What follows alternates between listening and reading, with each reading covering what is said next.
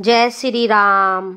अयोध्या मंदिर की हम यह खबर आपके लिए लेकर आए हैं कि अयोध्या मंदिर में भालू यानी कि जिन्हें जामवंत जी कहते हैं उनका आगमन हो चुका है। बहुत अधिक संख्या में वह अयोध्या पहुंच चुके हैं। यह वीडियो हम बहुत रिस्क के साथ आपके लिए लेकर आए हैं। आप ज़्यादा से ज़्यादा इस वीडियो को देखें और अपने प्रियजनों व मित्रों में शेयर करें जिससे सभी इसका लाभ उठा सकें। भगवान श्री राम का मंदिर अयोध्या में बनकर के तैयार हो चुका है और मंदिर में भगवान श्री राम के विराजमान होने की तारीख नजदीक आती जा रही है और जैसे जैसे वह तारीख नजदीक आ रही है वैसे वैसे अयोध्या में चमत्कार बढ़ते जा रहे हैं। मैंने इससे पहले वीडियो में आपको बताया था कि जटायु अपनी सेना के साथ अयोध्या पहुंच गए हैं। वहां 30 सालों से विलुप्त हुआ पक्षी गिद्ध बहुतायत में, जिनकी तादाद लाखों में है, अयोध्या में जाकर के अपना जमावड़ा डाल दिया है और वो भी भगवान श्री राम की प्राण प्रतिष्ठा का महोत्सव देखना चाहते हैं। और अब इस वीडियो में भी आपको एक नया अद्भुत आश्चर्य लेकर के उपस्थित हूं, जिस आश्चर्य को देख करके देश दुनिया की खोज एजेंसियां, उनके वैज्ञानिक भी परेशान और हैरान नजर आ रहे हैं।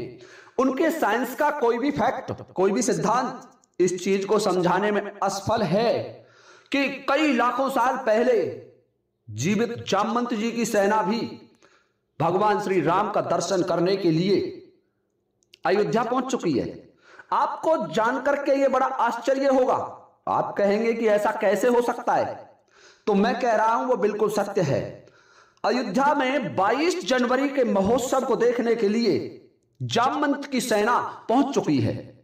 ऋक्षराज जामवंत नाम आपने सुना होगा, बड़ा परिचित सा नाम है। जहां रामायण का नाम आएगा वहां जामवंत का नाम जरूर आएगा। जामवंत जी का जन्म सतयुग में ब्रह्मदेव के अश्रु से पैदा हुए थे। जामवंत महाशक्तिशाली थे, बड़े बलवान थे और उन्होंने 7 अवतारों की सेवा की। 7 अवतार जो श्री हरि विष्णु के हुए थे उनको अपने नेत्रों से देखा। सोचिए कितने बड़े विद्वान, कितने बड़े बलवान, कितने बड़े शक्तिशाली वीर थे जामवंत। भगवान श्री राम का जब जन्म हुआ तो जामवंत जी ने उनकी सेवा भरपूर की थी। जामवंत जी भगवान श्री राम के लीगल एडवाइजर के रूप में जाने जाते हैं, कानूनी सलाहकार के रूप में जाने जाते हैं। जामवंत का उन गिने चुने मंत्रियों में स्थान था जो भगवान श्री राम को समय समय पर सुझाव दिया करते थे और भगवान राम उनको मानते भी थे। जामवंत जी कोई छोटे मोटे योद्धा नहीं थे।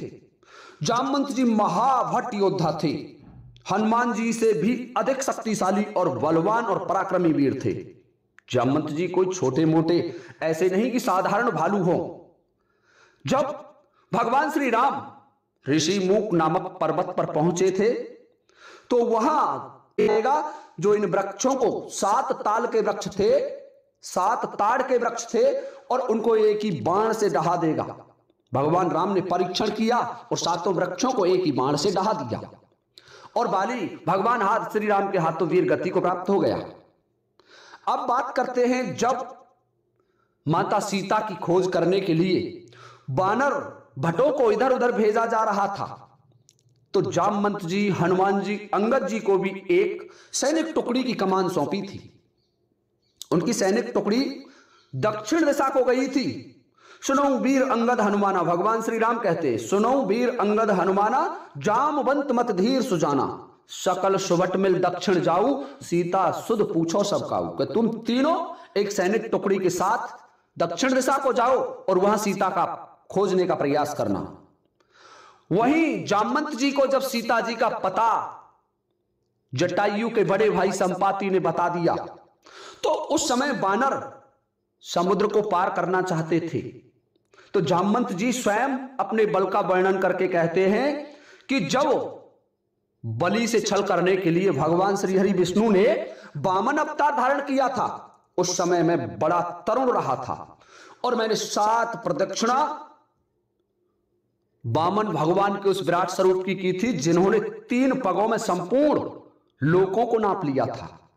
परंतु प्रदक्षिणा करते समय मेरा पैर एक महामाई गुरु नामक पर्वत है, वहां एक ऋषि तपस्या करते थे, ऋषि का नाम नहीं है वर्णित, और उन ऋषि के आश्रम को छू गया तो ऋषि ने मुझे श्राप दे दिया कि जाओ तुम जरठ हो जाओगे, बूढ़े हो जाओगे, तुम्हारी शक्ति का हास हो जाएगा। परंतु फिर भी मैं आज भी 95 योजन समुद्र को लांघ सकता हूं। सोचिए आप, इतने बड़े शक्तिशाली थे जामवंत जी। भगवान श्री राम के लीगल एडवाइजर के रूप में काम किया, कानूनी सलाहकार के रूप में काम किया था जामवंत जी ने। जामवंत जी जब राम रावण का युद्ध आरंभ हुआ, जब भगवान श्री राम की सेना लंका में पहुंची, तो वहां भी जामवंत जी ने ही भगवान श्री राम को अपनी सलाहें दी। युद्ध भूमि की बात करते हैं जामवंत जी की, तो जामवंत जी कोई छोटे मोटे योद्धा नहीं थे। जब रावण के वीर पराक्रमी पुत्र मेघनाथ ने भगवान राम की सेना पर नागों की वर्षा की थी, नाग फांसों से संपूर्ण वानरों को बांध लिया, भगवान श्री राम लक्ष्मण सहित हनुमान जी सहित बंधन में हो गए थे, ऐसा रामायण में लिखा हुआ है। केवल एक वीर योद्धा शेष रहा था, वो था जामवंत। और जामवंत ने दुष्ट मेघनाथ को जमीन पर पटक लिया था जब प्रकट हुए तो, और उसको घुमा करके लंका में फेंक दिया रणभूमि से। और ऐसा फेंका था लंका में कि 3 दिन तक मेघनाथ की मूर्छा नहीं गई, मेघनाथ मूर्छित ही पड़े रहे। उस संपूर्ण युद्ध में जामवंत को रोकने वाला एक भी वीर योद्धा नहीं था। राम रावण युद्ध में जब रावण का वध हुआ, उससे पहले रावण से भी जामवंत जी कई बार भिड़े, और रावण जामवंत के प्रहार को नहीं झेल सके। यहां तक कि कुंभकर्ण से भी जामवंत जी के भिड़ने का वर्णन लिखा हुआ है, परंतु कुंभकर्ण भी जामवंत को मूर्छित नहीं कर पाए। जामवंत भगवान श्री राम को हर समय सलाह देते रहे, और उसी की सलाह पर चलकर के भगवान श्री राम ने लंका को विजित किया था। ऐसे महाभट योद्धा थे जामवंत जी। जामवंत जी के बारे में कहा जाता है कि जब भगवान श्री राम अपने परम धाम को गए, सरयू के तट पर जल समाधि में मग्न होकर के अपने चतुर्भुजी रूप में आए, उस समय जामवंत जी से कहा था कि तुम लंबी आयु तक जीवित रहोगे, लेकिन उनका काल निर्धारित नहीं किया। कहीं कहीं द्वापर के अंत तक का वर्णन भी मिलता है, और द्वापर में भी जब भगवान श्री कृष्ण का जन्म हुआ तो वहां भी जामवंत का वर्णन आता है। भगवान श्री राम ने जामवंत को वरदान दिया था, क्योंकि जामवंत ने भगवान श्री राम से यह वरदान मांगा था कि प्रभु, मुझे आज तक कोई योद्धा ने पराजित नहीं किया, मुझे युद्ध चाहिए। तो भगवान श्री राम ने कहा कि जामवंत जी, तुम्हें युद्ध कोई प्रदान नहीं कर सकता, तुम्हें युद्ध मैं प्रदान करूंगा, और द्वापर युग में मैं कृष्ण रूप में अवतरित होऊंगा, और तब तुम्हें पराजित करूंगा। तब तुम समझ जाना कि मैं आपका स्वामी श्री राम हूं। जामवंत जी ने पूरे युग इंतजार किया, और गुजरात के आसपास के क्षेत्रों में जामवंत जी की गुफा है, वहां एक पुत्री के साथ रहते थे। भगवान श्री कृष्ण की जब समंतक मणि का विवाद चला सत्राजीत के साथ, तो समंतक मणि को खोजते हुए भगवान श्री कृष्ण जामवंत की गुफा में पहुंच गए, और वहां उस महावीर योद्धा ने स्वयं साक्षात पार ब्रह्म श्री हरि विष्णु के अवतार श्री कृष्ण से 28 दिन तक घोर संग्राम किया था। सोचिए कितना शक्तिशाली था जामवंत। जामवंत को साधारण तरीके से पराजित नहीं किया जा सकता था, स्वयं भगवान थे, इसलिए जामवंत ने 28 दिन युद्ध किया, और 28 दिन बाद अपने प्रभु को पहचान गए, और वहां अपनी पुत्री का वर्ण भगवान श्री कृष्ण के साथ कर दिया, जिसका नाम जामवंती वर्णित है, और स्वयं तपस्या के लिए चले गए थे। लेकिन जामवंत की मृत्यु का विवरण कहीं नहीं मिलता है, किसी भी पुराण में, किसी भी ग्रंथ में, किसी भी रामायण में यह नहीं लिखा हुआ है कि जामवंत जी की मृत्यु हो गई थी। जामवंत जी तपस्या को चले गए थे, और अनंत काल तक हिमालयी क्षेत्र में तपस्या कर रहे हैं, और वही समय अब नजदीक आ गया है क्योंकि जब भगवान श्री राम का जन्म अयोध्या में हुआ था तब देवतागण अयोध्या में आए थे, लेकिन अब वही उत्सव, क्योंकि भगवान श्री राम अपने मंदिर में विराजमान होंगे और वो समय है 22 जनवरी, ज्यादा दूर नहीं है, वो समय बहुत नजदीक आ चुका है। और उस दिन जब भगवान श्री राम अपने मंदिर में विराजमान होंगे तो अपने प्रभु के दर्शनार्थ भालुओं की एक टुकड़ी, वहां के कई पत्रकार, कई टीवी चैनलों ने यह प्रदर्शित किया है, यह दिखाया है कि अयोध्या के आसपास भालुओं का एक विशाल समूह देखा गया, जिनमें बहुतायत में संख्या थी उनकी, और वो भालू अयोध्या के नजदीक आ गए हैं। तो वो क्यों आए? वो भी भगवान श्री राम का वो उत्सव देखना चाहते हैं, वो नजारा देखना चाहते हैं कि भगवान श्री राम को इंडिया के प्राइम मिनिस्टर किस तरीके से विराजमान करेंगे। उस समारोह में प्रधानमंत्री पीएम मोदी, योगी आदित्यनाथ, आनंदीबेन पटेल और बड़े बड़े दिग्गज वीआईपी वहां सम्मिलित होंगे, कई खेल हस्तियां वहां सम्मिलित होंगी। सुरक्षा व्यवस्था के लिए जितनी भी एजेंसीज हैं, सुरक्षा एजेंसी, उनको चौकन्ना कर दिया है। वहां कोई परिंदा भी पैर नहीं मार सकता, क्योंकि भगवान श्री राम का जन्म महोत्सव है। और ऐसे समय को देवता भी छोड़ना नहीं चाहते, देवगण भी उस समय आकाश में उपस्थित हो जाएंगे। ये भगवान शंकर स्वयं कहते हैं कि जब जब भगवान श्री राम अयोध्या में जन्म लेते हैं तो हे पार्वती जी, मैं स्वयं देखने जाता हूं।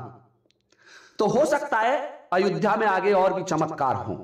फिलहाल अभी से ये चमत्कार मैं आपकी सेवा में प्रस्तुत कर चुका हूं। और बानरों की बात करूं तो बानर तो अयोध्या में बहुत पहले से ही थे। हनुमानगढ़ी नामक एक पावन मंदिर है और उस मंदिर के आसपास हजारों की संख्या में बानर देखे जा सकते हैं। बानरों की कई प्रजातियां हैं।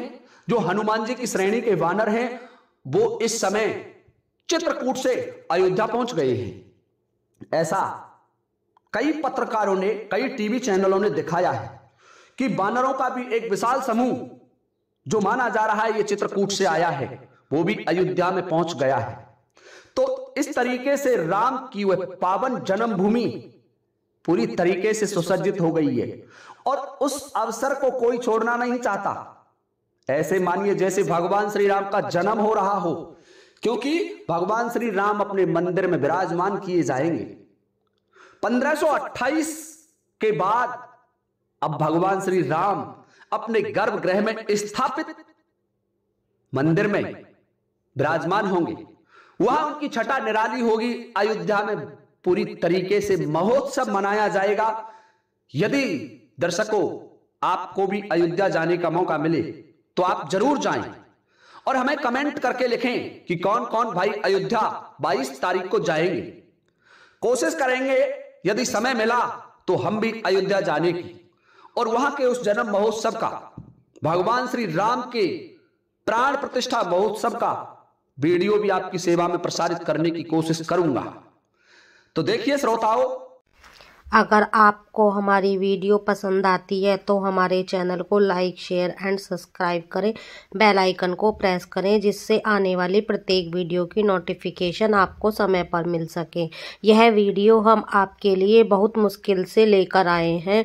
हमने कॉपीराइट का भी इशू झेला है कि वह आ सकता है या नहीं, यह भगवान के ऊपर है। लेकिन अगर आपको वीडियो पसंद आए तो ज़्यादा से ज़्यादा शेयर करें। राधे राधे।